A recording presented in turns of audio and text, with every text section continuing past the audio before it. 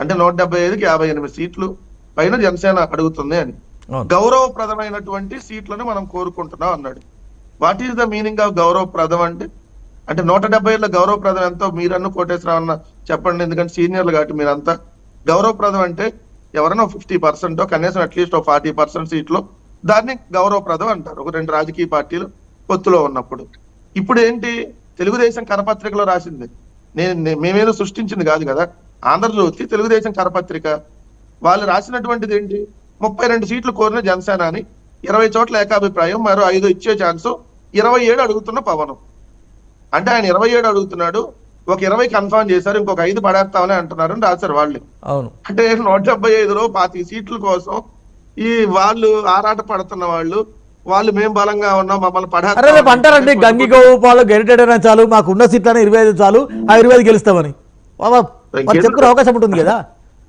కాదు సార్, 25 సీట్ల కోసం రాజకీయ పార్టీ సిద్ధపడతా ఉందనంటే ఎదుగో ఇప్పుడు 2008లో రాజకీయాల్లోకి వచ్చిన పవన్ కళ్యాణ్, 2008లో రాజశేఖర రెడ్డి గారు బతుకున్నప్పుడు రాజకీయాల్లోకి వచ్చిన పవన్ కళ్యాణ్, ఇప్పటికి రాజశేఖర రెడ్డి గారు చనిపోయారు, వాళ్ళ అబ్బాయి 2 సార్లు రెండు సార్లు ఎంపీ 2 సార్లు ఎమ్మెల్యే, ఇప్పుడు ముఖ్యమంత్రి అయ్యాడు. ఈయన ఇప్పుడు వరకు ఎమ్మెల్యే కాకుండా చంద్రబాబు నాయుడు దగ్గర ఆయన ఇస్తాడా అని చెప్పి ఆయన ఇంటికి వెళ్ళి పడిగాపులు పడతా, ఆయన ఇంటికి వెళ్ళి రోజు చర్చలు చేసుకుంటా 10 సార్లు వాళ్ళ ఇంటి చుట్టూ తిరిగే స్థాయిలో వాళ్ళు మమ్మల్ని పడేస్తాం, మా మీద వ్యతిరేకత ఉంది, ఇవన్నీ ప్రచారం చేస్తుంటే హాస్యాస్పదంగా ఉంటలా. సరే వాళ్ళకి పడతారు వాళ్ళు. సార్ ఒక మీరు ఎక్స్ప్లెయిన్ చేయొద్దు కదా, ఎందుకంటే మేము 20 కాదు సార్ 10 ఇచ్చినా కూడా మేము వాళ్ళతోనే వెళ్తాము. మొన్నటిదాకేం పవర్ షేరింగ్ అన్నారు. మా విజయ్ గారే నాతో పాటు అనేక డిబేట్లు మేము ఇద్దరు పార్టిసిపేట్ చేసాం. పవన్ కళ్యాణ్ ఎందుకు ముఖ్యమంత్రి కావద్దండి, మేము పవర్ షేరింగ్ అడగమా, 2014లో మేము త్యాగం చేసాం, ఇప్పుడు చంద్రబాబు నాయుడు త్యాగం చేయలేడా అని చెప్పి వీళ్ళే మాట్లాడింది. ఎవరు జనసేన వాళ్ళే మాట్లాడింది, కొత్తగా మేం కాదు అడిగింది. పవన్ కళ్యాణ్ ఎందుకు కాకూడదు అంటున్నాడు అన్నవాళ్ళు ఈ రోజు అది పోయింది. ముఖ్యమంత్రి లేదు, డిప్యూటీ ముఖ్యమంత్రి లేదు, ఆయనకు అంత సీల్ లేదని లోకేష్ అంటే కనీసం నాదేళ్ల మనోహర్ స్థాయిలో అన్న కన్నం లేదు. వాళ్ళు సీట్లు అనౌన్స్ చేస్తున్నారు కాబట్టి నేను కూడా అనౌన్స్ చేస్తా అని ఏదో వీళ్ళని సాటిస్ఫై చేయడం కోసం ఆయన 2 సీట్లు అనౌన్స్ చేసి, అసలు సినిమా ముందుంది సార్. అసలు ఇంకా సినిమా స్టార్ట్ కాల, ఇంకా క్లాప్స్ కొట్టే దగ్గరే ఉన్నారు వాళ్ళు. ఇంకా సినిమా, అసలు సినిమా జనసేన తెలుగుదేశానికి అసలు సినిమా ముందు కనపడిద్ది అంటున్నాం. ఎందుకంటే మేము ఆల్రెడీ అభ్యర్థులను అనౌన్స్ చేసాం, 70 చోట్ల మార్పులు చేర్పులు జరిగితే మాకు 5 చోట్ల 6 చోట్ల కొంచెం ఎమ్మెల్యేలు ఎవరైతే సీట్ రాని వాళ్ళు ఒకళ్ళిద్దరు వెళ్ళిపోయినటువంటి మాట వాస్తవం. అంటే చాలా తక్కువ. మామూలుగా 70 చోట్ల అంటే దాదాపుగా దాంట్లో ఒక 20-30 చోట్ల రావాలి పెద్ద ఇష్యూలు అయితే.